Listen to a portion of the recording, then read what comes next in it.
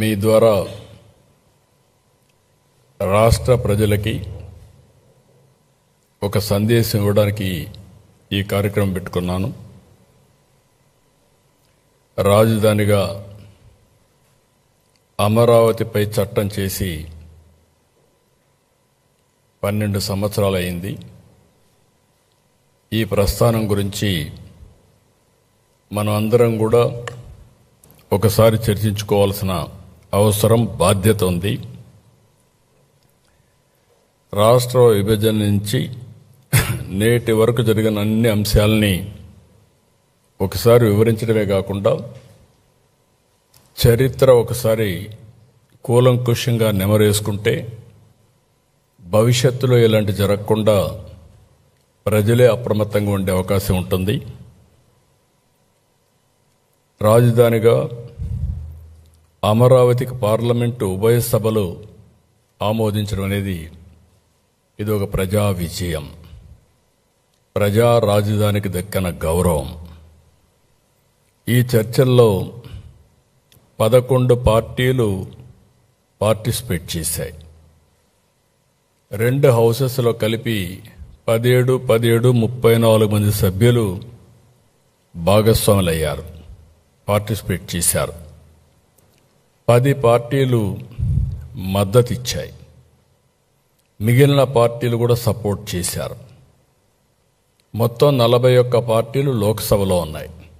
ప్రాతినిధ్యం ఉండే పార్టీలు 41. 9 పార్టీలు రాజ్యసభలో మెంబర్స్ ఉన్నారు. అంటే లోకసభలో లేరు, రాజ్యసభలో ఉన్నారు. అన్నీ కలిపి 50 పార్టీలు. 50 పార్టీలు నేరుగా మాట్లాడిన వారు పూర్తిగా సహకరించారు. మేము ఆమోదిస్తున్నాం, దీనికి పూర్తిగా సంఘీభావాన్ని తెలియజేస్తున్నామని చెప్పారు. ఇంకొక పక్కన మిగిలిన పార్టీస్ అన్నీ కూడా పార్లమెంట్లో ఏకగ్రీవంగా ఆమోదించారు. ఒకే ఒక పార్టీ, ఆ పార్టీ వైఎస్ఆర్ కాంగ్రెస్ పార్టీ.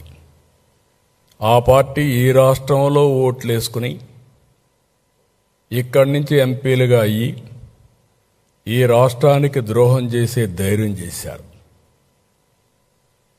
దేశమంతా ఒక దారి అయితే వీళ్ళది ఇంకొక దారి అయ్యే పరిస్థితి వచ్చింది.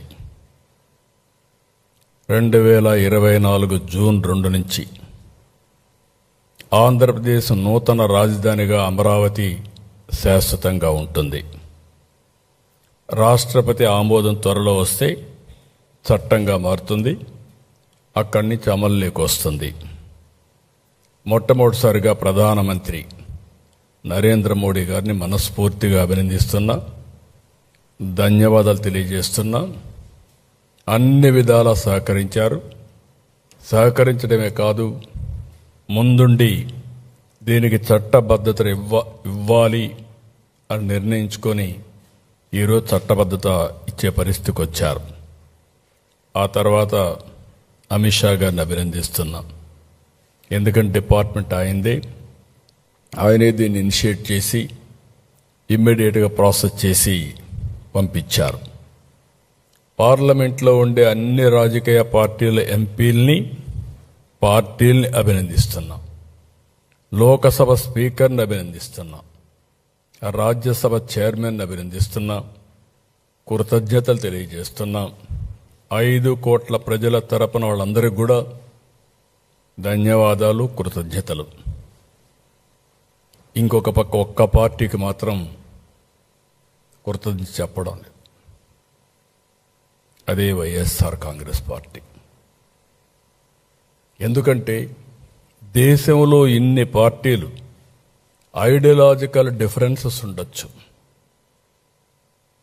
వ్యక్తిగత భేదాభిప్రాయాలు ఉండొచ్చు, లేకపోతే ఓసారి వాళ్ళకు పెద్దగా టచెస్ కూడా ఉండకపోవచ్చు.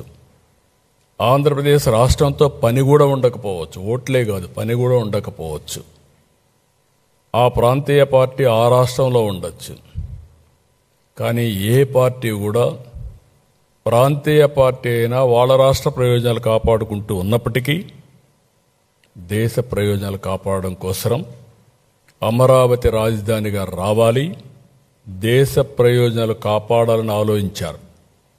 వైఎస్ఆర్ కాంగ్రెస్ పార్టీ మాత్రం దేశ ప్రయోజనాలు అవసరం లేదు, రాష్ట్రం నాశనం అయిపోయినా పర్వాలేదు, మేము అనుకున్నదే జరగాలని పట్టుదలతో ముందుకు పోయారు. వైఎస్ఆర్ కాంగ్రెస్ అమరావతిని నాశనం చేయాలనుకున్నారు. మనం శాసనం చేశాం. దేశం ఈరోజు అమరావతి కోసం నిలబడింది. కుట్రలు దాటి అమరావతి గెలిచింది. నిజమైన 5 కోట్ల ప్రజల కల కేంద్ర రాజముద్రతో తిరుగులేని స్పష్టత, ప్రజల ఆశలు ఆశయాలు నెరవేరిన వేళ ఇది మనందరికీ గుర్తింపు, గౌరవం. భవిష్యత్తులో ఎవ్వరు ఏమీ చేయలేని పరిస్థితి. ఎవరు ఎన్ని మాట్లాడినా, ఇన్ని పార్టీలు గౌరవించి చట్టం చేశాయంటే వాళ్ళకుండే కమిట్మెంట్ మనం గుర్తుపెట్టుకోవాల్సిన అవసరం ఉంది. అయితే మనం ఒక్కసారి దీని మీద పాత చరిత్ర కూడా ఆలోచించుకోవాల్సిన బాధ్యత ఉంది. ఆ రోజు మీరు చూస్తే 2014 జూన్ 2వ తారీఖున రాష్ట్ర విభజన. ఆ విభజన జరిగినప్పుడు చాలా సెంటిమెంట్స్ కూడా అందరికీ దెబ్బతిన్నాయి, బాధపడ్డారు, మనోవేదన పడ్డారు. 2 ప్రాంతాల్లో కూడా ఎక్కడికక్కడ భావోద్వేగాలున్నాయి. నేను ఆ రోజు సమైక్య ఆంధ్రప్రదేశ్లో ఎవరికీ దక్కని గౌరవం, 9 సంవత్సరాలు నేను ముఖ్యమంత్రి, 10 సంవత్సరాలు ప్రతిపక్ష నాయకుడు. తెలుగు జాతి కోసం ఒక సంపద సృష్టించే కేంద్రం తయారు చేయాలని హైటెక్ సిటీతో ప్రారంభమై సైబరాబాద్, హైదరాబాద్ నిర్మాణానికి దోహదం చేశాం. అలాంటప్పుడు ప్రతి ఒక్కరిలో ఒక ఆవేదన, ఒక ఆవేశం, మాకు రాజధాని లేదు, ఆదాయం లేదు, విభజన జరిగితే కనీసం పింఛన్లు వస్తాయా అని చాలా బాధపడే పరిస్థితి వచ్చింది. ఆ రోజు కూడా నేను ఒకటే ఆలోచించాను, 2 ప్రాంతాలకు సమన్యాయం జరగాలి.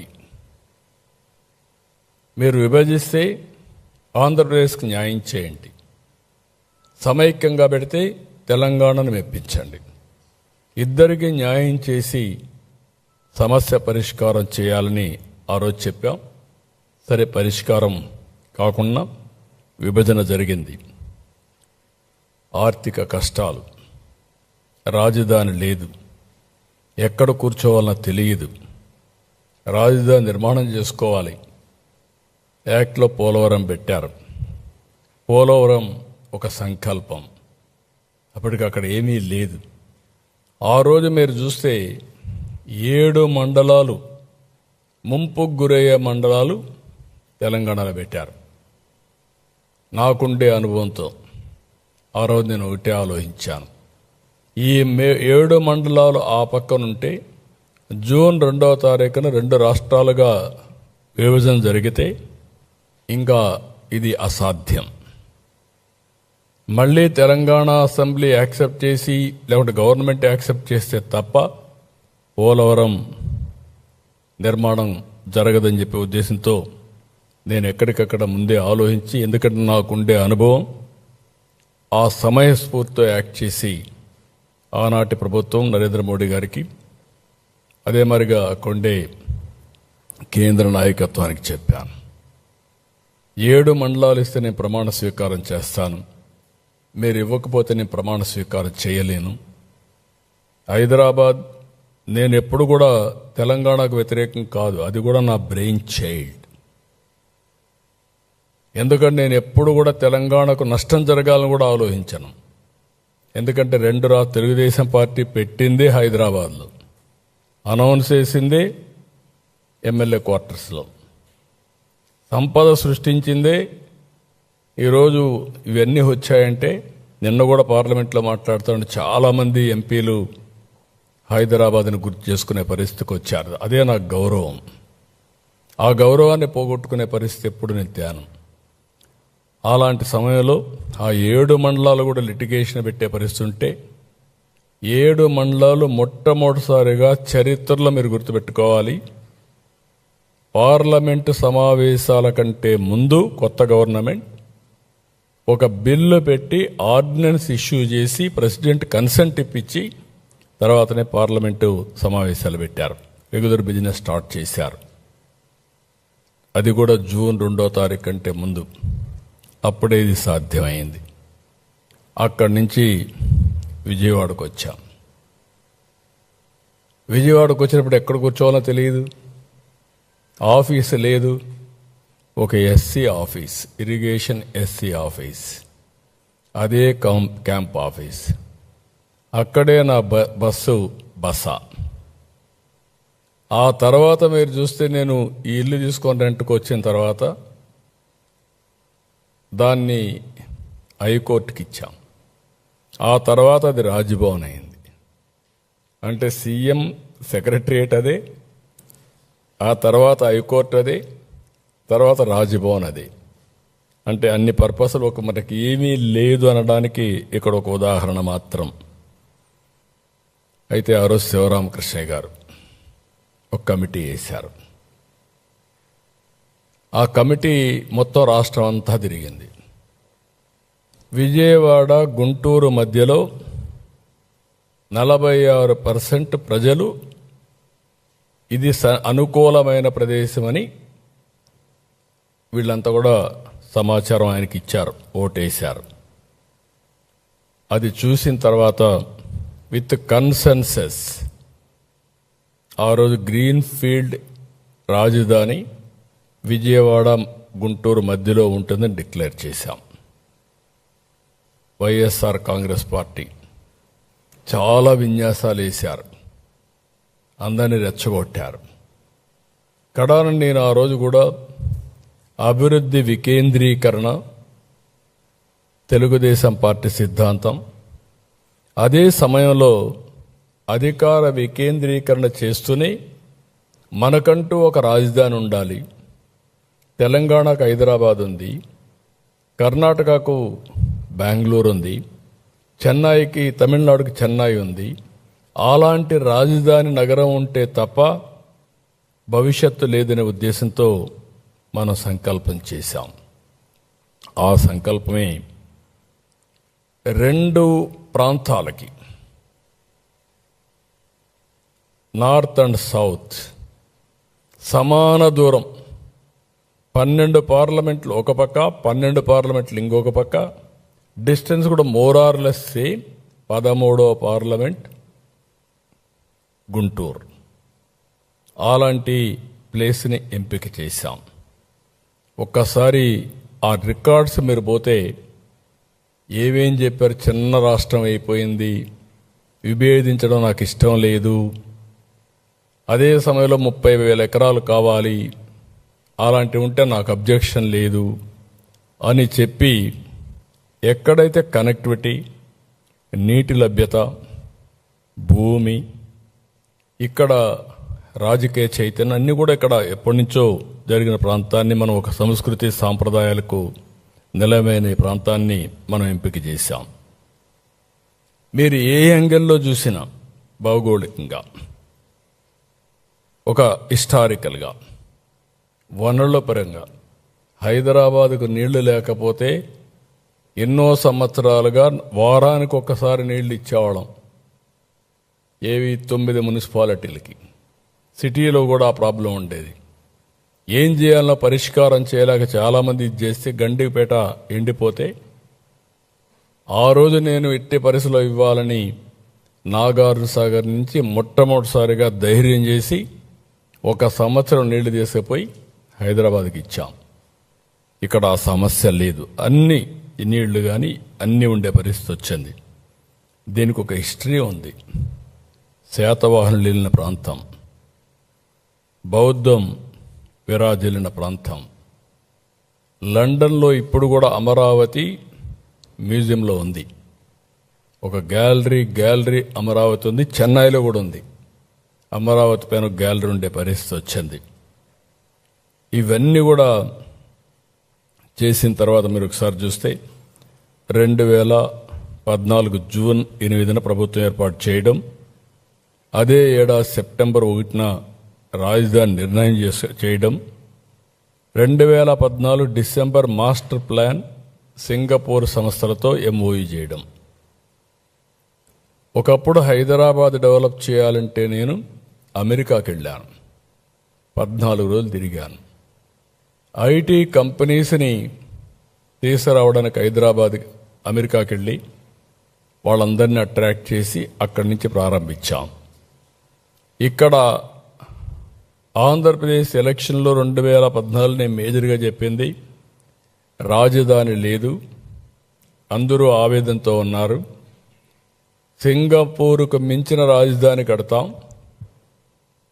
సింగపూర్కి అంత మునుపు నాకు పరిచయం ఉంది, ఆ కంట్రీతో సంబంధాలు పెట్టుకొని చేస్తామని ఫస్ట్ టైం సింగపూర్కి పోయి ఆ గవర్నమెంట్ ప్రధానమంత్రికి వాళ్ళందరికీ విజ్ఞప్తి చేస్తే, మంత్రులకు విజ్ఞప్తి చేస్తే,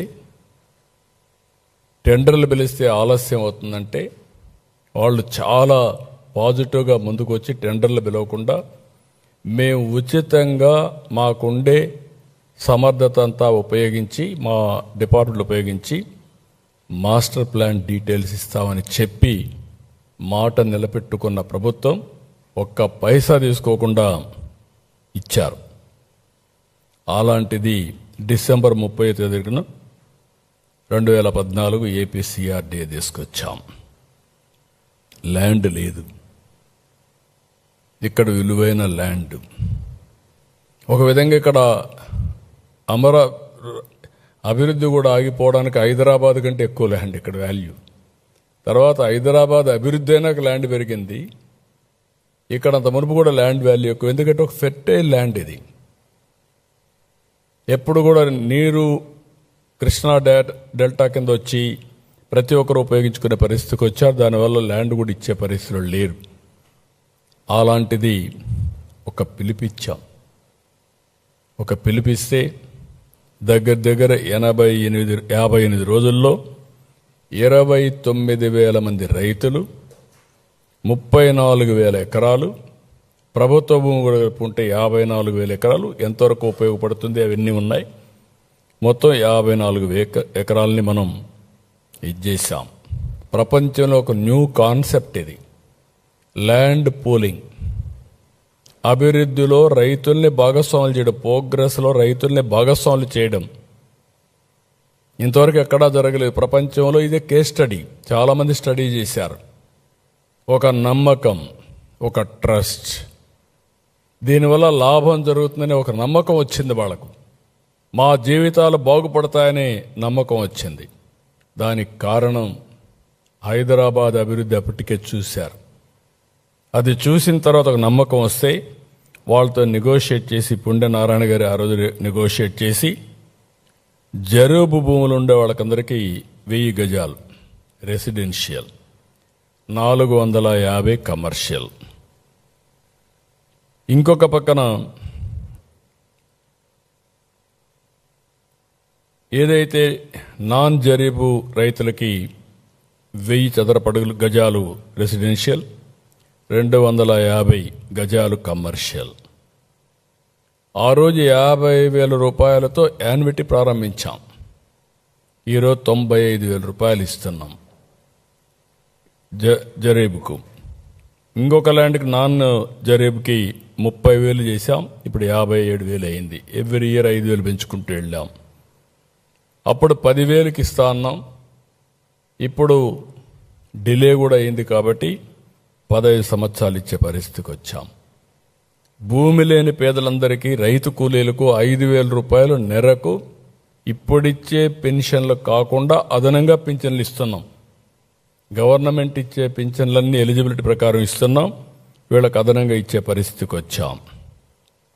ఇవన్నీ కూడా గవర్నమెంట్ ఆఫ్ ఇండియా కూడా దీన్ని చాలా వరకు మెచ్చుకొని, ఇది right model for the nation. ఎప్పుడైనా సరే ఒక రైతు భూమి ఇచ్చినప్పుడు ఆ భూమిని గట్టి మనం ఉపయోగించి ఒక ఇరిగేషన్ ప్రాజెక్ట్ కట్టినా, ఒక ఇండస్ట్రీ పెట్టినా, ఇంకొక పని చేసినా వాళ్ళు ఎంత హ్యాపీగా ఉంటారో, బెనిఫిషరీస్ ఎంత హ్యాపీగా ఉంటారో, పోగొట్టుకున్న వ్యక్తులు కూడా అంతే హ్యాపీగా ఉండాలనే ఉద్దేశంతోనే ఈ కార్యక్రమాన్ని చేశాం. ఒక హైదరాబాద్లో మీరు ఒక్కసారి చూస్తే శంషాబాద్ 5,000 ఎకరాలు చేశాం.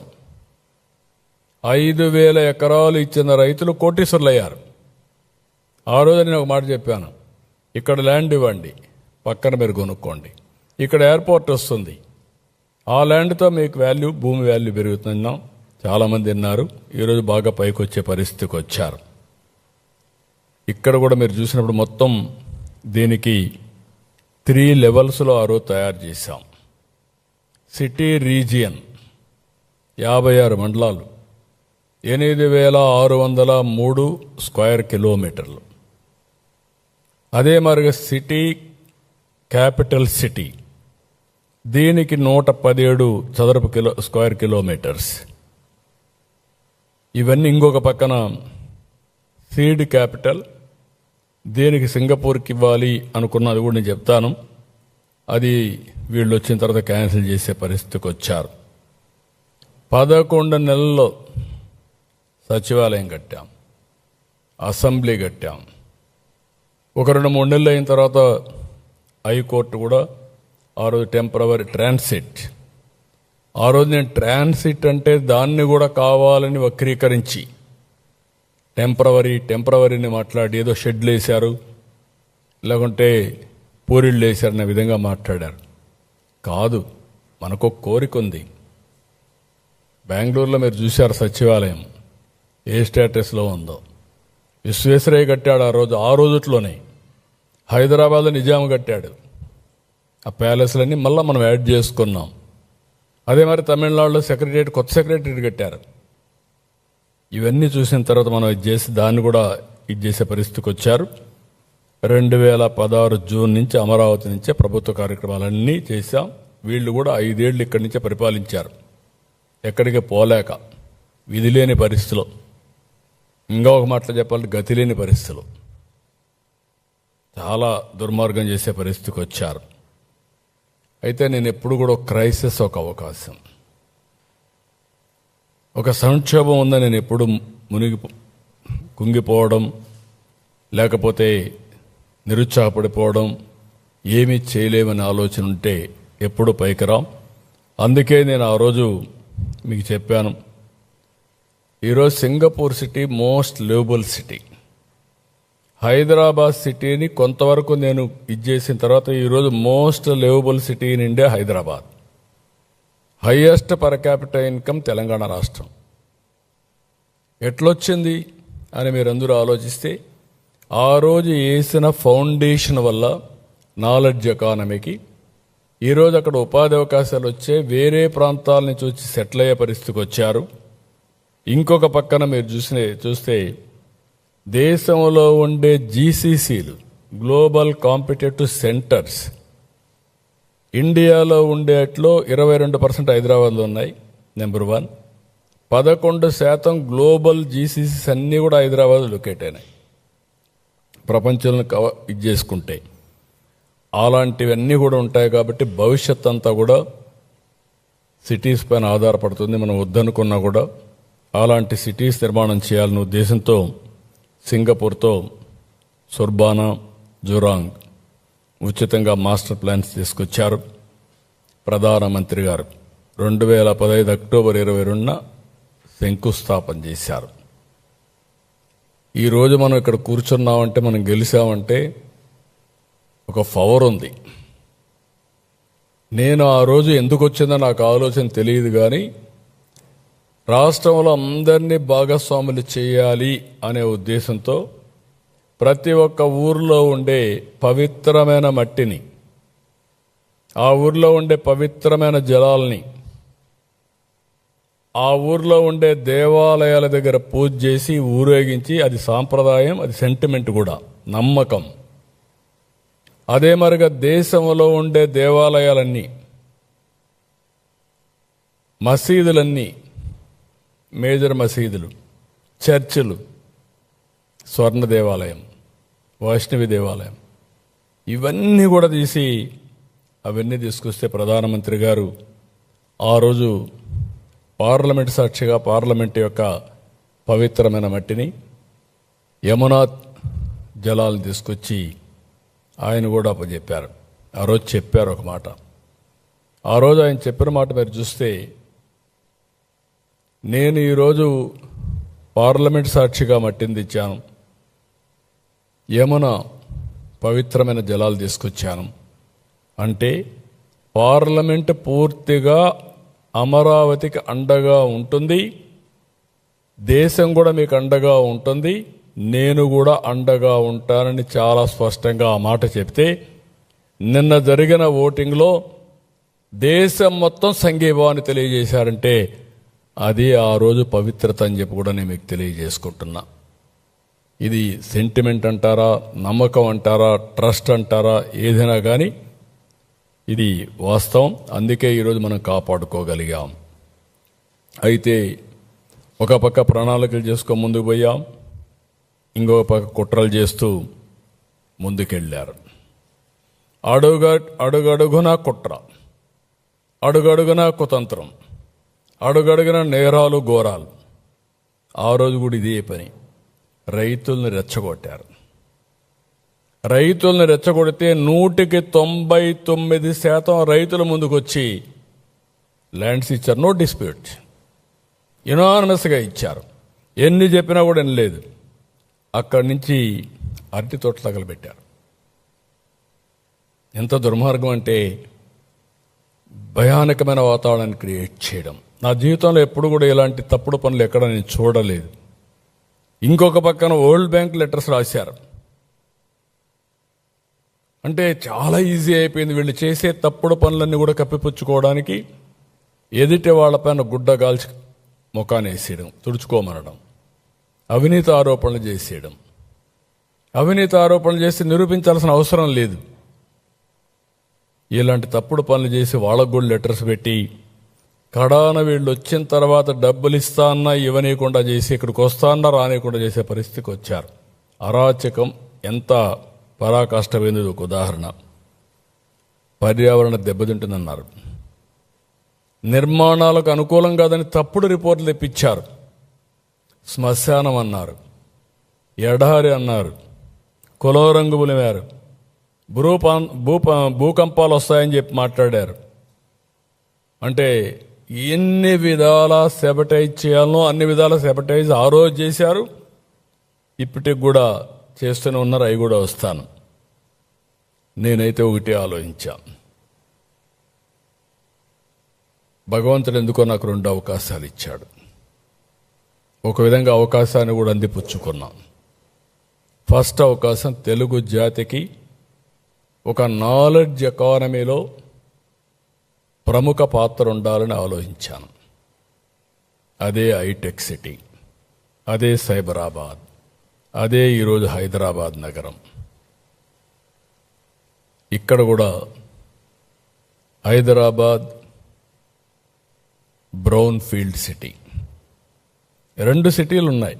హైదరాబాద్ సిటీ, సికింద్రాబాద్ ఉంది. నేను 1 మోర్ సిటీ యాడ్ చేశాను, అదే సైబరాబాద్. ఈరోజు హైదరాబాద్కి అదే గుండెకాయ, హార్ట్ ఈజ్ సైబరాబాద్. ఇక్కడికి వచ్చినప్పుడు నేను విజయవాడ ఉంది, మంగళగిరి ఉంది, గుంటూరు ఉంది, పక్కనే తెనాలి ఉంది.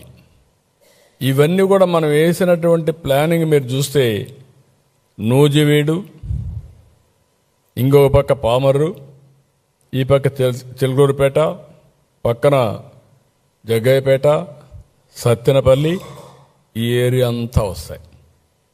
Inner ring road, outer ring road cover చేస్తే ఇక్కడికి వచ్చినప్పుడు 9 నగరాలు ప్లాన్ చేశాం. గవర్నమెంట్ సిటీ, ప్రభుత్వ సిటీ, ఆర్థిక city, knowledge city, justice city, health city, sports city, tourism, media, electronics నగరాలు. ఇవన్నీ కూడా 4 ఆఫీసులు కట్టేస్తే అయిపోదు, కట్టేయచ్చు. ఒక్కొక్కసారి సంక్షేమం వచ్చినప్పుడు ఏమేమి అవకాశాలున్నా ఎత్తుక్కొని తగిన విధంగా ప్రణాళికలు చేస్తే మన తర్వాత కూడా శాశ్వతంగా ఉంటాయనే ఉద్దేశంతో ఆ రోజు చేశాం. ముందు మీరందరూ ఆ రోజు చూసుంటారు, జపాన్ నుంచి ఒక ఆర్కిటెక్ట్ని పెట్టాం. బాగా లేకపోతే మళ్ళా క్యాన్సిల్ చేసి నార్మన్ పోస్టర్ని ఇంగ్లాండ్ నుంచి ఐడెంటిఫై చేశాం. ఫేమస్ వరల్డ్ క్లాస్ డిజైనర్ అంటే Singapore master plan, Norman foster ఈ యొక్క ఐకానిక్ బిల్డింగ్స్ అని డిజైన్ చేయడానికి వాళ్ళు పెట్టుకున్నాం. ఎందుకంటే ఒకసారి ఇప్పుడు ఢిల్లీలో ప్రధానమంత్రి గారు సెంట్రల్ విస్తా తయారు చేశారు, పార్లమెంట్ కూడా తయారు చేశారు. మనకు కూడా ఈ అవకాశం ఉంది. ఈ అవకాశాన్ని ఉపయోగించుకొని కేంద్ర సహకారం తీసుకొని ఒక మంచి సిటీని డెవలప్ చేయాలని చెప్పి మనం ముందుకు పోయాం. అందరి ఆలోచనలు తీసుకున్నాం. 16,000 కోట్ల రూపాయలు లోటు బడ్జెట్ ఉన్న లోటు బడ్జెట్ తాత్కాలికం, వినూత్నమైన ఆలోచనతో ముందుకు పోయాం. వరల్డ్ బ్యాంక్, ఏడీపీ వంటి సంస్థలు ముందుకు వచ్చాయి. ఇంకొక పక్క దీంట్లో మీరు చూస్తే 30% బ్లూ అండ్ గ్రీన్, అమరావతిలో బ్యూటీ ఇది, స్ట్రైట్ రోడ్స్. ఇంకొక పక్క 360 కిలోమీటర్ల ప్రధాన రోడ్ గ్రిడ్. ఇంకొక పక్క 1200 కిలోమీటర్ ఎల్పిఎస్ ల్యాండ్ పూలింగ్, రైతులకందరికీ రోడ్లు వేయడం. అన్నీ కూడా డక్ట్లోనే యూటిలిటీస్ అన్ని తీసుకురావడం. సైడ్ రోడ్స్ కానీ, స్ట్రైట్ రోడ్స్ కానీ, వయాడక్ట్ కానీ, గ్రీన్ ఎనర్జీ కానీ, డిస్ట్రిక్ట్ కూలింగ్ కానీ, ఇలాంటివి ఎఫిషియెంట్గా ఏమేమి చేయగలుగుతామో అన్నీ చేశాం. 3,300 కిలోమీటర్ల సైకిల్ పాత్, వాకింగ్ ట్రాక్, ఈ రెండు కూడా క్రియేట్ చేస్తున్నాం. 5, 10, 15 నిమిషాలు కాన్సెప్ట్ పెట్టుకున్నాం. 5 నిమిషాలు ఎమర్జెన్సీ, 10 నిమిషాలు ఏదైనా వాళ్ళకు కావలసినటువంటి పార్కు ఇలాంటి ఇవన్నీ, 15 నిమిషాలు maximum employment, walk to work. ఇలాంటి కాన్సెప్ట్స్ పెట్టుకో ముందుకు పోయే పరిస్థితికి వచ్చాం. ఇక్కడ 1690 ఎకరాలు స్టార్టప్ ఏరియా సింగపూర్తో ఒప్పందం చేసుకున్నాం. వాళ్లే అభివృద్ధి చేస్తారు. అభివృద్ధి చేసిన తర్వాత 52% వచ్చిన డబ్బుల్లో మనకిస్తారు. వాళ్ళు డెవలప్మెంట్ చేసిందని 42% వాళ్ళు ఉంచుకొని 52% మనకి ఇచ్చే పరిస్థితికి వచ్చారు. అలాంటిది 9,000 కోట్లు పనులు కూడా కంప్లీట్ చేశారు 2019కి. అక్కడి నుంచి మీ అందరికీ ఐడియా ఉంది ఏం జరిగిందని. ప్రపంచంలో ఎవ్వరూ సింగపూర్ పైన అవినీతి ఆరోపణలు చేయలేదు. అలాంటిది ఒక అవినీతి పార్టీ వాళ్ళపైన ఆరోపణలు చేసి వాళ్ళు తరివేసే పరిస్థితికి వచ్చారు. నానా రకాలుగా హింసించి ప్రపంచంలో ఎవ్వడూ ధైర్యం చేయలేదు. నేను ఎన్నోసార్లు చెప్పాను, నేను సింగపూర్కి పోయినప్పుడు నేను ట్రై చేశాను డ్రైవర్కి డబ్బులు ఇవ్వాలని, ఎవడు తీసుకోవాలా. మా అశోక్ గజపతిరాజు గారు మంత్రిగా ఉండొస్తే సింగపూర్కి వస్తే సిగరెట్ తాగడం మానేశాడు. ఏంటి అశోక్ గారు సిగరెట్ తాగడం మానేశారని అడిగా. సార్ ఇక్కడ $500 ఫైన్ సార్, నా దగ్గర ఉండేది 500 ఉంది, ఇది అయిపోతే మళ్ళీ నేనేం చేయాలి, కాబట్టి నేను చేయను సార్ అప్పని అన్నాడు. అలాంటి దేశం పైన అబాండాలేసి ఒక గుడ్ విల్తో వచ్చారు. ఇప్పుడు కూడా చెప్తాను, సింగపూర్ ఎప్పుడు కూడా ఒక నమ్మకం, ఒక క్రెడిబిలిటీ, విశ్వసనీయతకి గౌరవిస్తారు ఆ దేశం. నేను చాలా దేశాలు తిరిగాను. అలాంటి దేశంతో లేనిపోని సమస్య పెట్టి మొత్తం కంపు చేసే పరిస్థితికి వచ్చారు. ఇంకొక పక్కన అమరావతి బ్రాండ్ పూర్తిగా దెబ్బతినే పరిస్థితికి వచ్చింది. నేను ఆ రోజు బాండ్స్ ఇస్తే వితిన్ 2 అవర్స్ క్లోజ్ అయింది. దాన్ని బట్టి ప్రపంచం మొత్తం అమరావతి అంటే ఎంత క్రేజ్ ఉందని మనం అర్థం చేసుకోవాల్సిన అవసరం ఉంది. మనం వేసిన ప్లానింగ్ కానీ, ప్రణాళికలు కానీ, ఆలోచనలు కానీ విదేశ సంస్థలు కూడా చాలా ఆసక్తి చూపించాయి. ఆ రోజు పెట్టిన విట్, ఎస్ఆర్ఎం, అమృత్ కొద్ది కొద్దిగా వచ్చే పరిస్థితికి వచ్చింది. ఎంత దుర్మార్గం అంటే ఎస్ఆర్ఎం అమరావతి అని పేరు పెడితే అమరావతిని తీసేయమన్నారు.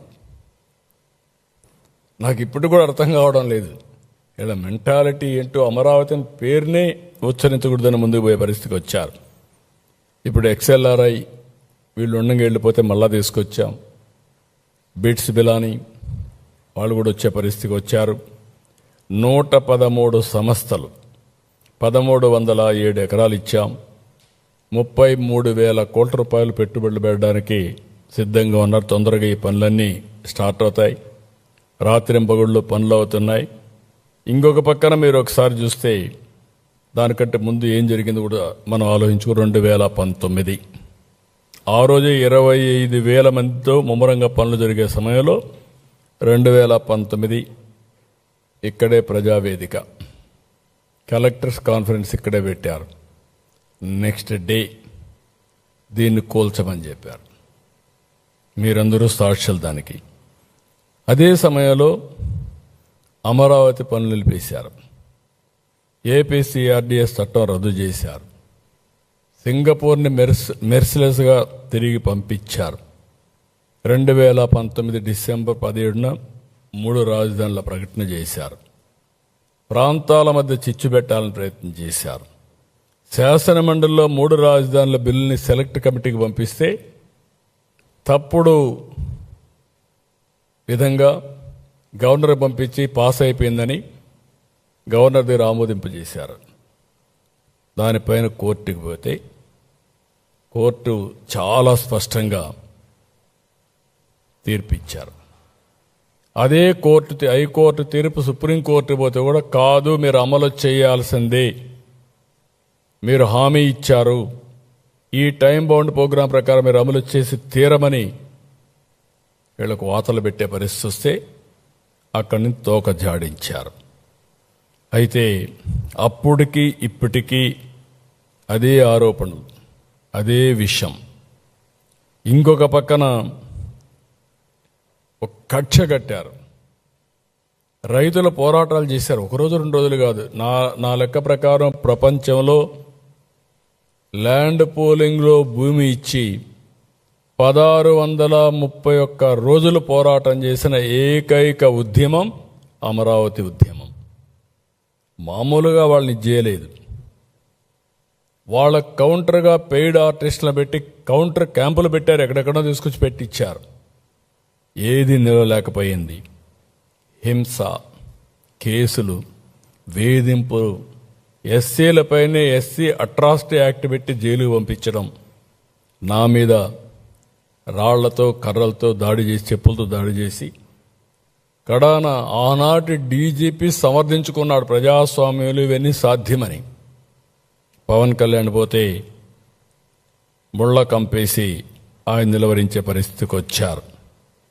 2022 మార్చి 5న అమరావతి ఏకైక రాజధానిగా అభివృద్ధి చేయాలని హైకోర్టు నిర్ణయించడం, సుప్రీంకోర్టు దాన్ని అప్పీల్ చేయడం, ఆ హైకోర్టు జడ్జి ట్రాన్స్ఫర్ అయ్యి వెళితే రైతులంతా కూడా పూలు తీసుకొచ్చి సగం కాళ్లపై నిలబడుకొని నీల్ డౌన్ అయ్యి వారికి సెండ్ ఆఫ్ ఇచ్చారు. మొత్తం ఆ రోడ్డు పూలతో అలంకరించి సెండ్ ఆఫ్ ఇచ్చి కృతజ్ఞతలు తెలియజేశారు. అంటే ఈరోజు న్యాయస్థానాలు దీన్ని కాపాడాయి. ఆ రోజు న్యాయస్థానం కాపాడకపోయి ఉంటే ఏమైండోదో మనందరం గుర్తుపెట్టుకోవాల్సిన అవసరం ఉంది. ఆ రోజు సిఆర్డీఏ చట్టం కానీ న్యాయస్థానాలు కానీ ఇది ఏ విధంగా అభివర్ణించాలో ఒక కేస్ స్టడీ మనందరికీ. నియంత అంటామా, లేకపోతే నాకు ఏ భాష రావడం లేదు. ఎందుకంటే నేను చాలామందిని చూశాను, చరిత్రలో చాలా పోరాటాలు చూశాను. కానీ ఏ పోరాటమైనా, ఏ వ్యక్తి అయినా ప్రజలను చూసి భయపడతారు. ప్రజాభిప్రాయానికి అనుకూలంగానే ఉంటే ఆ పార్టీలు రాణిస్తాయి. ఎక్కడా అలాంటి దాఖలాలే కనపడడం లేదు.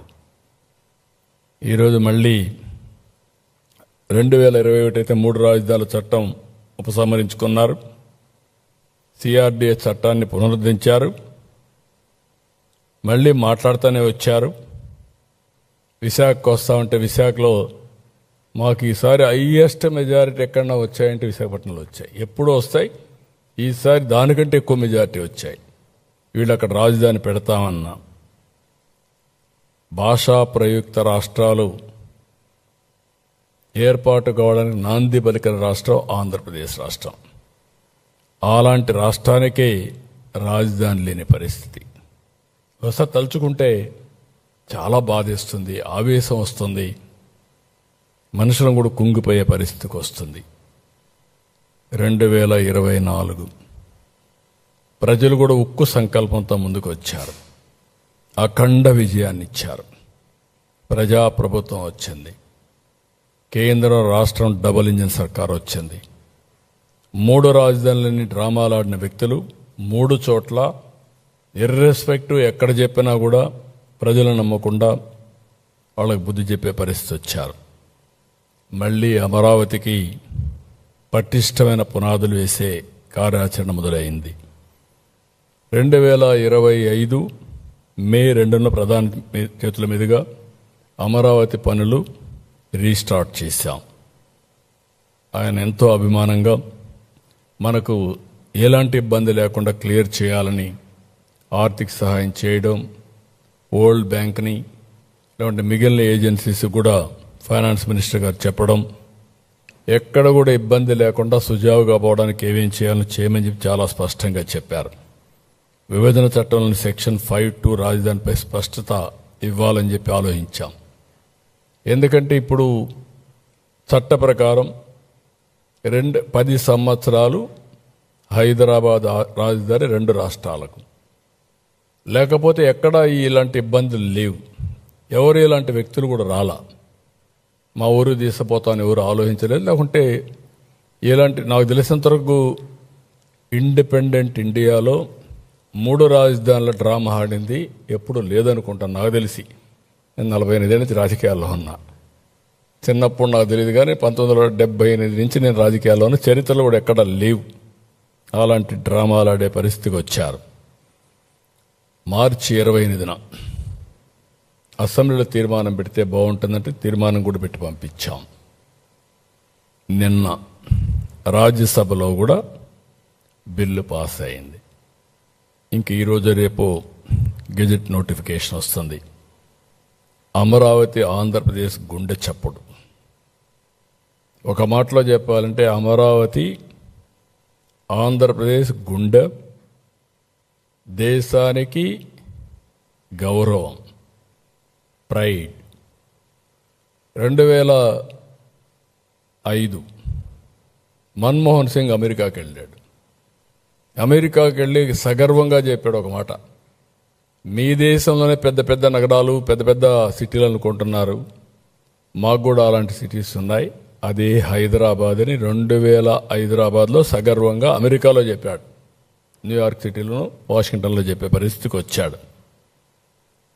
అలాంటి సిటీ మనకు కూడా అవసరం. అందరూ మాట్లాడుతున్నారు ఈరోజు, ఇంటలెక్చువల్స్ మాట్లాడుతున్నారు, ప్రజలు మాట్లాడుతున్నారు, అందరూ మాట్లాడే పరిస్థితికి వచ్చారు.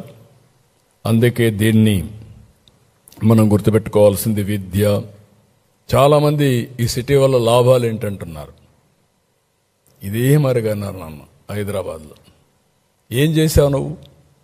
హైటెక్ సిటీ నుంచి ఒక రోడ్డు వేసావు ఎయిర్పోర్ట్కి, ఇంకేముంది ఇక్కడ అన్నారు.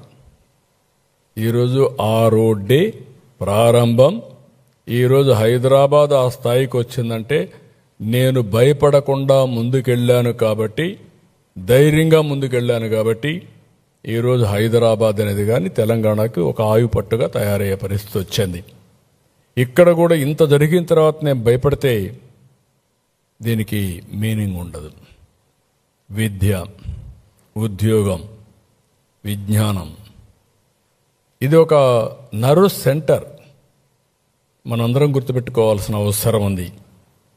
ఈరోజు ఒక అమరావతిని, ఒకప్పుడు హైదరాబాద్ దేశమంతా నగరాలని పాత నగరాలు, Chandigarh one of the best city ఒకప్పుడు.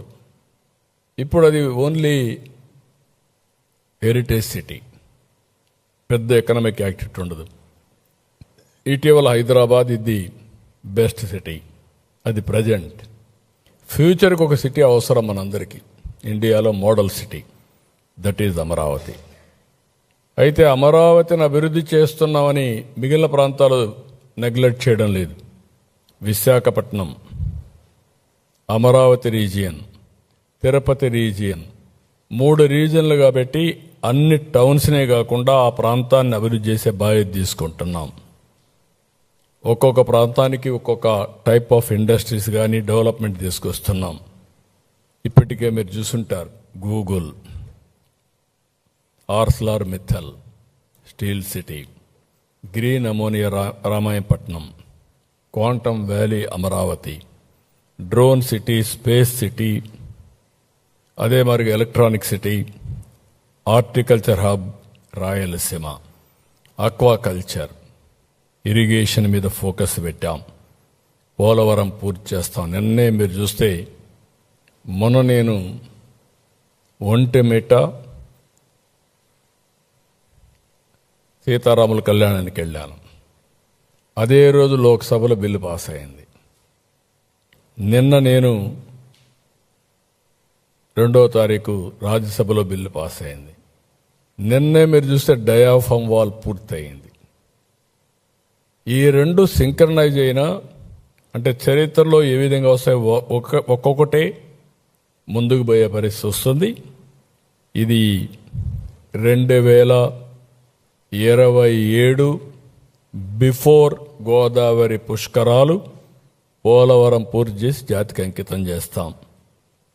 ఇంత జరిగిన ఇవన్నీ కూడా చూస్తే ఎవరికైనా కొంచెం ఆలోచిస్తారు.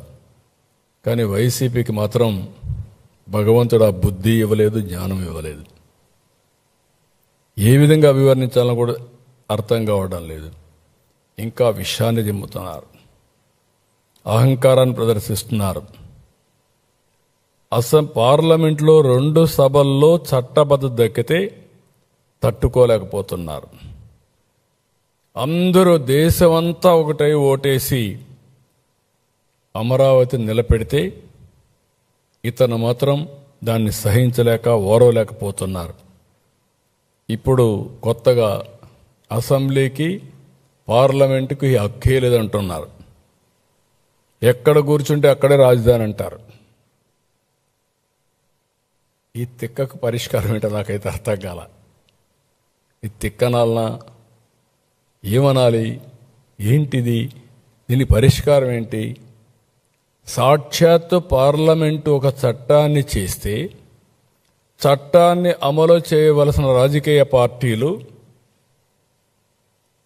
పార్లమెంటుకి అధికారం లేదు, మీరెవరు చట్టం చేయడానికి అంటే నేను వస్తే నేను అధికారం వస్తుంది, నేను మళ్ళా ప్రజలు మోసం చేస్తాను, నేను అధికారం తెచ్చుకున్నప్పుడు నేనేం చేస్తాను చూస్తారు అని బెదిరిస్తే ఏమనాలని అడుగుతున్నా. ప్లాన్ ఏ, ప్లాన్ బి, ఈ రెండో చూసినప్పుడు నాకు అనిపిస్తుంది ప్లాన్ ఏ మొన్నటి వరకు 3 రాజధానులు 3 ముక్కలాట్లు, ఇప్పుడు ప్లాన్ బి. ఈ ప్లాన్ బిలో ఏం చెప్పాలనో మీరే చెప్పాలి. ఆ పేరు పలకాలంటే కూడా నాకు ఇష్టం లేదు. అదే చెప్తాను మావిగానే, అది చెప్పడం నాకు ఇష్టం లేదంటున్నా. మరిచిపోవడం మంచిది. ఇలాంటి ఇవన్నీ కూడా ఏమనాలి? ఏంటి మనస్తత్వం ఏంటి? నాకు అంతుపట్టలేదు, మీకు అంతుపట్టిందా? ఈ మనస్తత్వం మీకు అంతుపట్టలేదు, ప్రజలకైనా అంతుపట్టిందా? ఏంటి ప్రవర్తన? ఏంటి ఇలాంటి వాళ్ళ రాజకీయం చేయడం ఏంటి? మనందరం కలిసి ఏ విధంగా ముందుకు పోతాము? నాకైతే ఒకప్పుడు అందరూ అంటారు సైకో అంటారు, లేకపోతే ఇతనికి రకరకాలుగా మాట్లాడతాను. నేను ఎన్ని మాట్లాడదలుచుకోలేదు.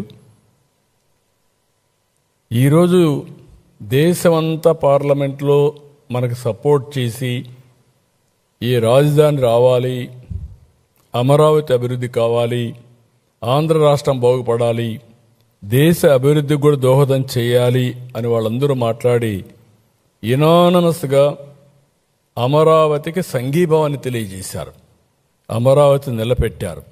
వాళ్ళని తప్పుపడుతున్నాడు. ఏమనాలి నాకైతే అర్థం కావడం లేదు. అంటే వాళ్ళంతా ఏమీ తెలియని వాళ్ళు, ఈయనొక్కడే తెలివైనవాడు. ఇలాంటి మాట్లాడే పరిస్థితికి వస్తున్నాడు. కాబట్టి మనందరం కూడా గుర్తుపెట్టుకోవాల్సింది, ఇలాంటి చూస్తే ఇంత విషం, ఇంత కుట్ర, ఇంత నేరాలు ఘోరాలు చేసి మళ్ళీ ఎదురుదాడి చేయడం, ధైర్యంగా ఫేస్ చేయడం, ఇవన్నీ చూసినప్పుడు చాలా బాధేస్తుంది. ఈ రాష్ట్రానికి ఇది ఒక ఎందుకు ఇలాంటి తెలుగు జాతి చాలా సమస్యలు ఫేస్ చేశాం, ఒకటి రెండు కాదు. మొన్నటి వరకు ఉనికి లేని పరిస్థితి, ఇప్పుడు మన వాళ్లే ఉనికి లేకుండా చేయాలనే విషయం కక్కడం, ఇవన్నీ చాలా.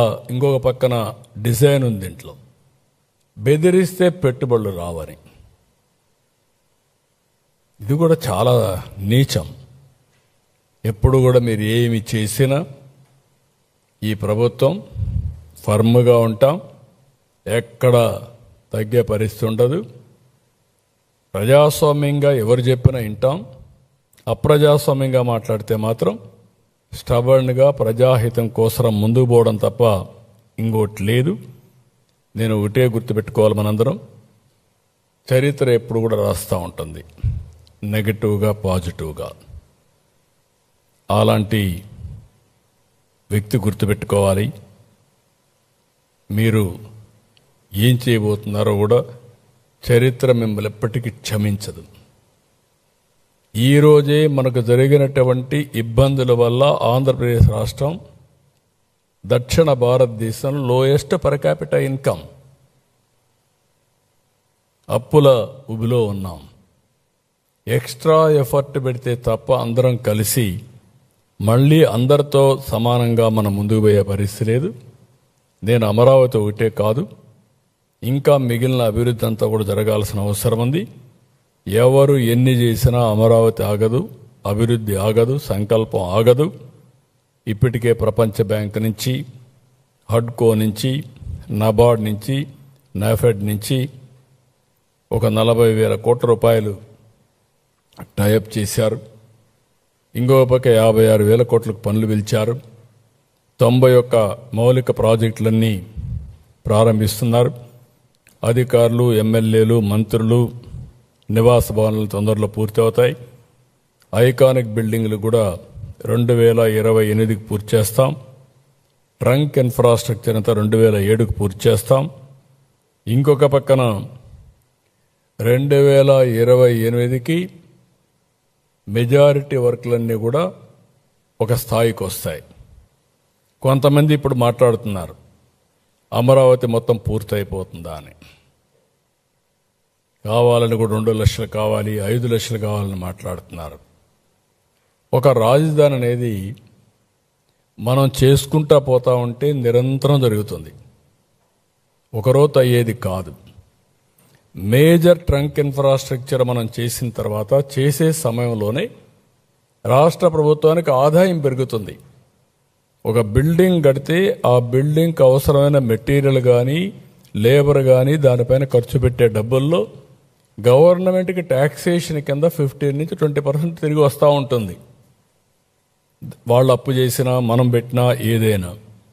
మనం మేజర్ ఇన్ఫ్రాస్ట్రక్చర్ క్రియేట్ చేసిన తర్వాత ఈరోజు హైదరాబాద్ చూస్తే 75% Hyderabad region Telangana resources contribute చేస్తుంది.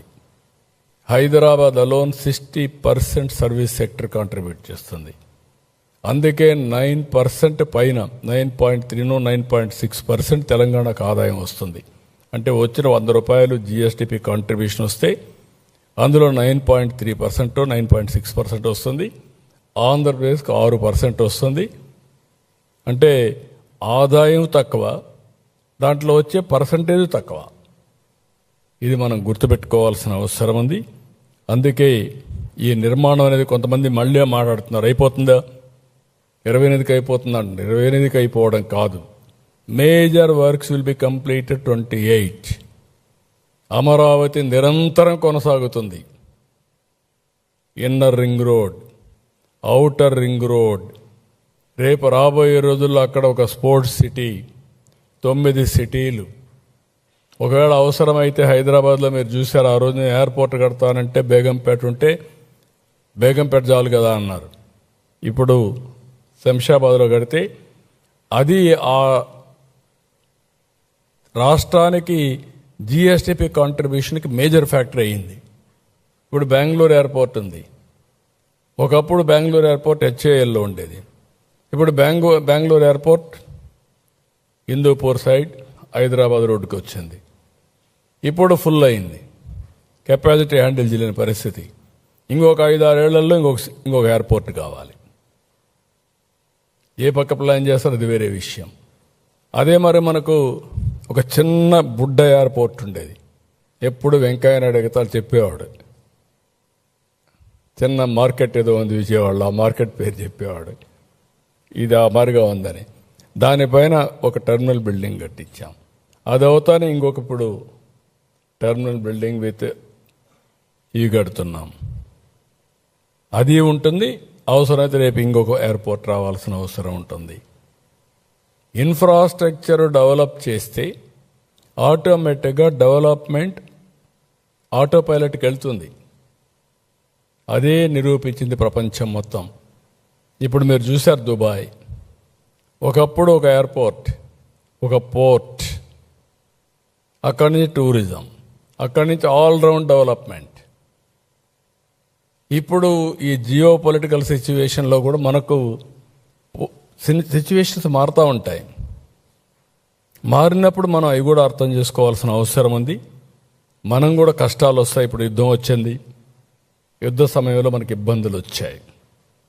గ్యాస్ సమస్యలు వచ్చాయి, ఫ్యూయల్ సమస్యలు వచ్చాయి, రేట్లు పెరిగే పరిస్థితి వస్తుంది. సప్లై చైన్ డిస్టర్బ్ అయ్యింది. సప్లై చైన్ డిస్టర్బ్ అయినప్పుడు మనం పండించే మ్యాంగో కానీ, అరటి కానీ, అక్వా ఫుడ్ కానీ విదేశాలకు పోయే పరిస్థితి లేకుండా రేట్స్ అని పడిపోయే పరిస్థితి వస్తున్నాయి. ఇలాంటి చాలా వస్తాయి. వచ్చినప్పుడు మనం ఎంత సమర్థవంతంగా హ్యాండిల్ చేయగలుగుతాం అనేది ముఖ్యం. ఏదేమైనా 2047 స్వర్ణ ఆంధ్రప్రదేశ్ $2.4 ట్రిలియన్ ఎకానమీ లక్ష్యం. ఇందులో ఈ 3 cities are very very important. Amaravati, Visakhapatnam, Tirupati, మిగిలిన అర్బనైజేషన్ కూడా చాలా ఇంపార్టెంట్. ఇవి కూడా జరుగుతాయి గ్రామీణ ప్రాంతాల్లో సమానంగా. అమరావతిలో ప్రతి ఒక్కరికి ఉపాధి అవకాశాలు కల్పించాలి. విశాఖపట్నంలో కల్పించాలి, తిరుపతిలో కల్పించాల్సిన అవసరం ఉంది. అదే మరి మళ్ళీ చెప్తున్నా, ఇది self sustainable project, monetisation project. ఎంత వీలైతే అంత డబ్బులు ఇందులో నుంచి వాళ్ళు ఇచ్చిన ల్యాండ్ తిరిగి వాళ్ళకి ల్యాండ్ పూలింగ్లో తీసుకున్న ల్యాండ్ని వాళ్ళకి తిరిగి ఇస్తాం, డెవలప్ చేసి దానికి పెట్టుబడి పెడతాం. ఆ తర్వాత కొంత ల్యాండ్ మనకు మిగులుతుంది, అది యాక్షన్ వేసుకుంటాం. ఆక్షన్లో కొంత డబ్బులు వస్తాయి. ఆ రియల్ ఎస్టేట్ని పిలిపించి వాళ్ళని కూడా కట్టమంటాం. కట్టినప్పుడు అభివృద్ధి అవుతుంది. దానివల్ల గవర్నమెంట్కి ఆదాయం వస్తుంది. అది కూడా ఇప్పుడే ఎందుకు చేసేకూడదు అంటారు. అంటే ఇప్పుడు చేస్తే పీనట్స్ వస్తాయి. ఎందుకంటే ఇప్పుడు డబ్బులు రావు కాబట్టి మీరు అమ్మేయండి, కట్టేసేయండి. అంటే మామూలుగా ఏ విధంగా మాట్లాడుతున్నారంటే, ఒకప్పుడు హైదరాబాద్లో అక్కడుండే గవర్నమెంట్ భూమిస్ నేను ఒక్కొక్క ఎకరా ఇది చేసుకుంటా వస్తే హైటెక్ సిటీగా ఎదురుగా ఉండే ల్యాండ్ ₹1,00,000. తర్వాత అది 3 కోట్లు, తర్వాత 30 కోట్లు, ఇప్పుడు 200 కోట్లు, 150 కోట్లు, 170 కోట్లు. ఎప్పుడు కూడా ల్యాండ్ వాల్యూ ఎప్పుడు పెరుగుతుందంటే అభివృద్ధి అవుతా ఉంటే ల్యాండ్ వాల్యూ పెరుగుతుంది, ఆస్తి విలువ పెరుగుతుంది. అది కూడా కావాలని తెలియకుండా కాదు, ఇష్టానుసారంగా మహాడే పరిస్థితికి వచ్చారు. ఇది self land monetisation project main concept. అదే మాదిరిగా రాష్ట్ర ప్రభుత్వానికి ఆదాయ వనరులు, ఉపాధి అవకాశాలు, నాలెడ్జ్ హబ్గా తయారయ్యే పరిస్థితి వస్తుంది. తెలుగువాడు ఎక్కడికి పోయే పని లేకుండా either Amaravati or Visakhapatnam or తిరుపతికి వచ్చి పనిచేసుకునే పరిస్థితి క్రియేట్ చేస్తాం. 2029 మళ్ళీ ప్రధానమంత్రి గారిని పిలిపించి ఆయన ద్వారా ఈ పనులన్నీ ఇనాగరేట్ చేస్తాం. ఒక నగరానికి 3 సార్లు ప్రధానమంత్రి వచ్చి సిటీకి ఫౌండేషన్ వేయడం, పనులు పునఃప్రారంభించడం, కంప్లీట్ చేసి మళ్ళా అంకితం చేయడం అనేది ఎప్పుడు జరగలేదు. ఈ 3 చేసే బాధ్యత తీసుకుంటాం. అక్కడి నుంచి ఆటో పైలట్లు వెళ్తుంది. ఆంధ్రప్రదేశ్ రాజధానిగా అమరావతి అజేయం, అన్స్టాపబుల్, శాశ్వతం, ఎవ్వరూ ఏమీ చేయలేరు. ఎవరైనా పగటి కళలు కానీ ప్రజల్ని కన్ఫ్యూజ్ చేయాలంటే మీ కళలు పగటి కళలుగా మిగిలిపోతాయి తప్ప మీ వల్ల ఏమీ కాదు. మీరు ఏ చెడు తలపెట్టలేరు, తలపెట్టినా జరగదు. మీరు శాపాలు పెడితే ఆ శాపాలు తిరిగి మిగేదగలుగుతాయి తప్ప దీనికి కాదని మరొకసారి తెలియజేస్తున్నా. ఇక్కడ నాకు ఇప్పుడు కూడా అర్థం కాని ఒకటి ఉంది. అమరావతి దేవతల రాజధాని, ఈ అమరావతి ప్రజా రాజధాని. నేను ప్రతిరోజు దేవుణ్ణి ఒకటే ప్రార్థిస్తాను. నేను 2 నిమిషాలే ప్రార్థన చేస్తాను పూజ రూమ్లోకి వెళ్ళి. ఆ 2 నిమిషాలు నా ప్రార్థన ఏంటంటే, ప్రజా రాజధాని అమరావతి, దేవతల రాజధాని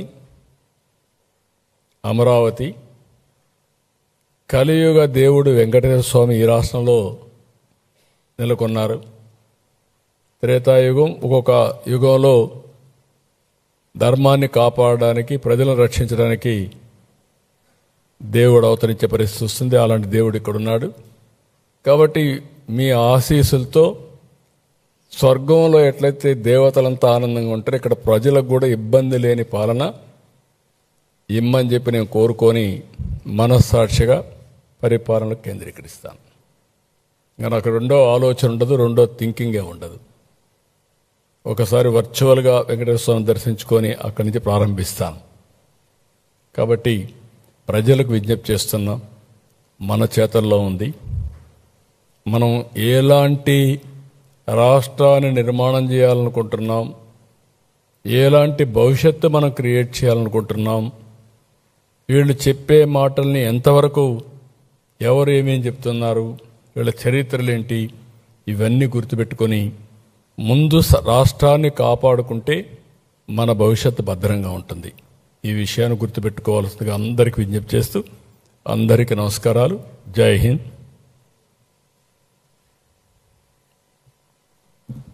ఏమైనా డౌట్స్ ఉన్నాయా మీకు? చాలా క్లియర్గా చెప్పాం మీకు అందరికీ. ఇంకా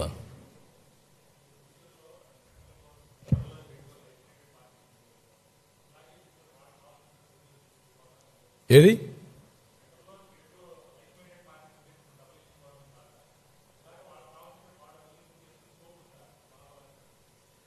అంటే ఒకసారి జస్టిస్ అనేది ఏంటంటే కామన్ సెన్స్ కదా. ఎందుకు మొన్న హైకోర్టు చట్టం చేశారు? అప్పుడు వీళ్ళకు ఇక్కడ ఉన్నారు కదా, కేంద్రంలో కూడా ఆ రోజు కేంద్ర ప్రభుత్వం న్యూట్రల్గా ఉన్నారు, అది వేరే విషయం. ఎందుకు ప్రయత్నం చేయలేదు నేను అడుగుతాను. దానికి సమాధానం ఏంటి? ఎవరిని మభ్య పెడతారు మీరు?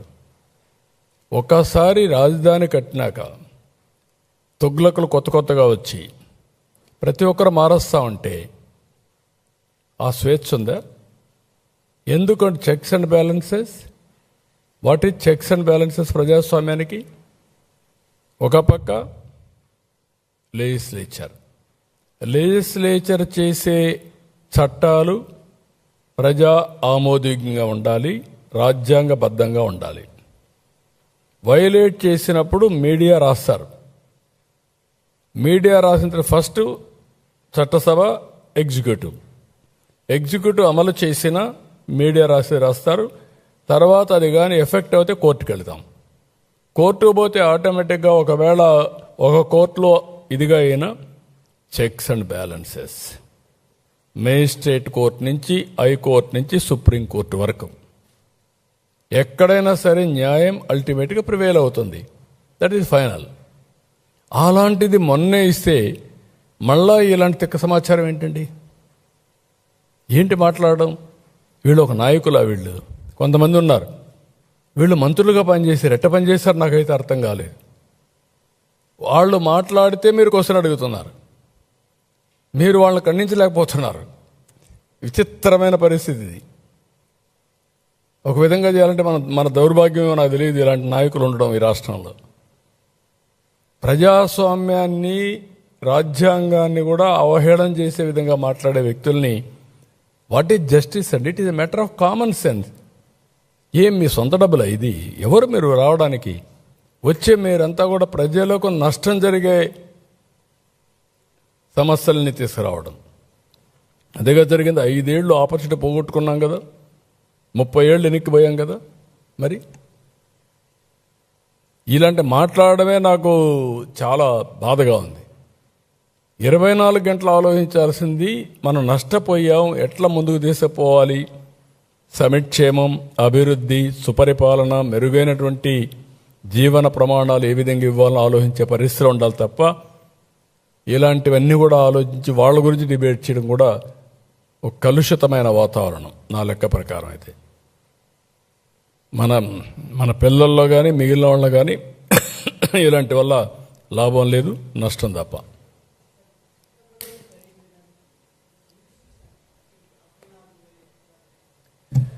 అంటే రాజధాని ఎక్కడైతే ఇక్కడ ఉందో అడ్మినిస్ట్రేటివ్ ఇది ఉంది. అమరావతి వాళ్ళు ఇచ్చింది మీకు చట్ట ప్రకారం సిఆర్డిఏ నోటిఫై చేసిన ఏరియా రాజధాని, అమరావతి రాజధాని. ఇప్పుడు క్యాపిటల్ రీజియన్ సిఆర్డిఏ నోటిఫై చేసింది, హైదరాబాద్లో ఉంది. ఒకప్పుడు మున్సిపల్ కార్పొరేషన్ ఉంది. ఇప్పుడు వాళ్ళు గ్రేటర్ హైదరాబాద్ తీసుకొచ్చారు, అన్ని కార్పొరేషన్లు కలిపి. ఆ గ్రేటర్ హైదరాబాద్ మొత్తం రాజధానిగా ఉంటుంది, అడ్మినిస్ట్రేషన్ మాత్రం ఒక సెంటర్లో ఉంటుంది. That is the meaning. అక్కడే కోర్టు ఉంటుంది, అక్కడే ఒక ఎగ్జిక్యూటివ్ ఉంటుంది, లెజిస్లేచర్ ఉంటుంది, everything will be located there. That is the. అంటే ప్రపంచం మొత్తం ఒక పద్ధతి ప్రకారం పోతే ఎవడెటపోయినా పర్వాలేదు, నా ఇష్ట ప్రకారం నేను మాట్లాడతాను అడ్డదొడ్డంగా అంటే దానికి ఆన్సరే లేదు. ఎవరు ఊహించినటువంటి పరిణామాలు.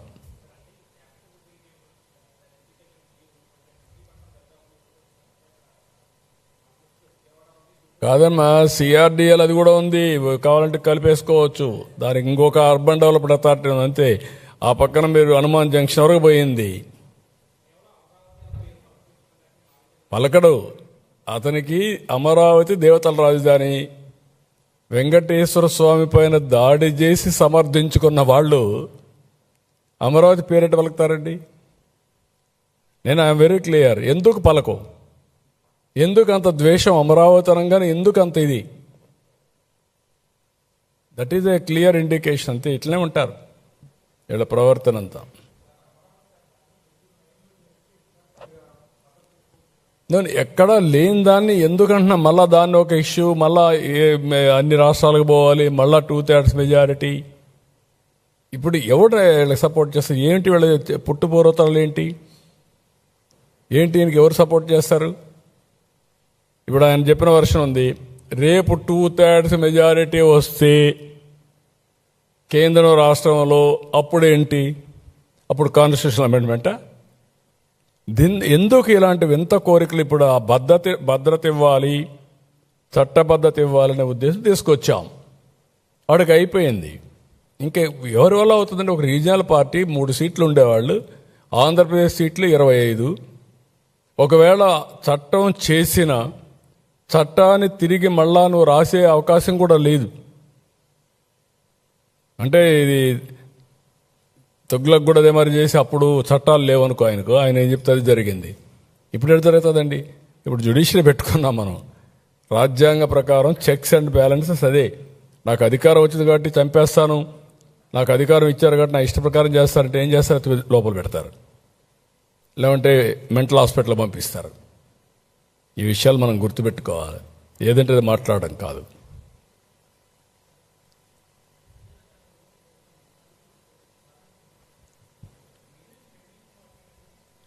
నేనేమంటానంటే, వీళ్ళు 5 ఏళ్ళు ఏం మాట్లాడలేదు. వేరియస్ రూపేణ ఈరోజు వెంటిలేటర్ పై నుండి ఆర్థిక వ్యవస్థ, అలాంటి వెంటిలేటర్ పై ఉండడానికి ఎవరిచ్చారు? ఇప్పుడు ఈ 2 ఏళ్ళు మనం మాత్రం నడవగలిగామంటే because of central government support.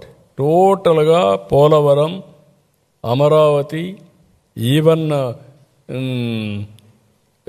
Visakhapatnam steel plant, zone, everything they are doing.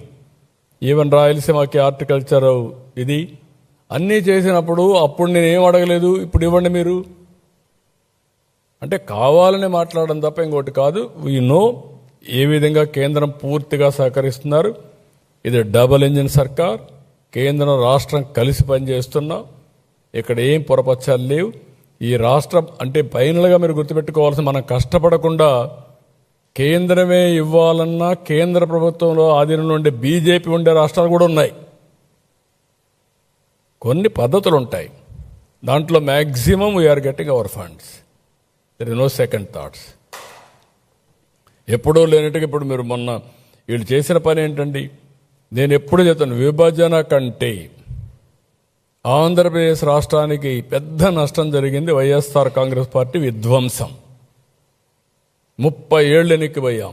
12-14% ఆ వడ్డీ రేట్లు. అడిగేవాళ్ళు లేడని ఆస్తులు తాకట్టు పెట్టడం ఏంటి? మళ్ళా ఇప్పుడు మాట్లాడుతున్నారు. డెఫినెట్గా మేము short term, medium term, long term plan చేసుకుంటున్నాం. తగ్గించాలి. 100% మనకు వచ్చే డబ్బులంతా శాలరీస్కి సరిపోతున్నాయి. Own resources శాలరీస్కి సరిపోయినాయి. కేంద్రం ఇచ్చే డబ్బులు వడ్డీకి లేకుంటే అసలు కట్టడానికి సరిపోతుంది. మళ్ళా ఏం చేయాలని అప్పులు తీసుకొచ్చి అవి కూడా చాలడం లేదు. ఇలాంటివి ఒక పద్ధతి. ఇప్పుడు తెలంగాణ ఉంది, 40% 30% state own resources on revenue expenditure. కొన్ని స్టేట్స్ ఆ విధంగా కొంచెం బ్యాలెన్స్ చేశారు. ఒక వ్యక్తి రావడం, పిచ్చి చేష్టలు చేయడం, రాష్ట్రాన్ని నాశనం చేయడం, ఇది కరెక్ట్ కాదు. కొంచెం డిసిప్లిన్ పెట్టుకోవాలి అందరం. Okay, thank you.